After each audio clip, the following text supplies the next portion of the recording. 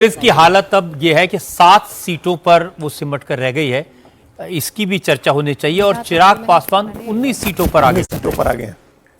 इसमें देखिए सौरभ, जोकीहाट और किशनगंज जी, जोकीहाट में जेडीयू, किशनगंज में बीजेपी। देखिए मंजर आलम, इसका मतलब वो दोनों भाइयों की लड़ाई में ऐसा ना हो कि वहां मंजर दूसरा हो जाए। वही हो गया। तो ये दो भाई लड़ रहे हैं, शाहनवाज आलम और सरफराज, और वहां जेडीयू के लिए अच्छी खबर आ सकती है। देखिए कटिहार की बात कर लें, Katihar proper BJP, Kadwa JDU के पास, Manihari JDU, Barari JDU, 2 seat पर यहां पर प्राणपुर, बलरामपुर सीपीआई में और महागठबंधन के पास 2 जा रही है।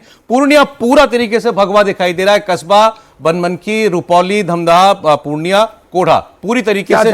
क्या जवाब होगा पप्पू यादव का भी यहाँ? इतनी मेहनत पप्पू यादव का पूर्णिया है जी, बिल्कुल अच्छी बात है। वहां से जो सिटिंग एमपी हैं पप्पू यादव, वो महागठबंधन के साथ हैं।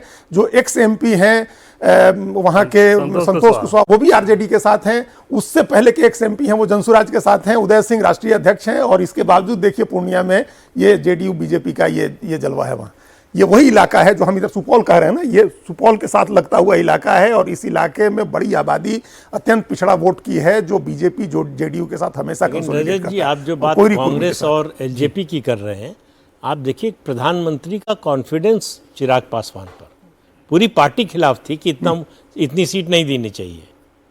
लेकिन चिराग पासवान का एक बयान आया था, जब उनसे पूछा गया था तो उन्होंने कहा कि प्रधानमंत्री मेरी प्रतिष्ठा का ख्याल रखेंगे, तो इसका मुझे भरोसा है। और वो उस भरोसे पर खरे उतर रहे हैं। उन्होंने कहा कि प्रधानमंत्री हैं तो हमको अपने सम्मान की क्या चिंता करनी है। 28 सीट लड़के प्रदीप जी 19 सीट पर आगे चल रहे हैं इस वक्त चिराग पासवान। और 28 मुश्किल सीटें लड़ना, सिर्फ ये नहीं कि 28 सीटें लड़ना, इस पूरे गठबंधन में सबसे ज्यादा मुश्किल सीटें इनको मिली थी और इन्होंने वो लड़ा है।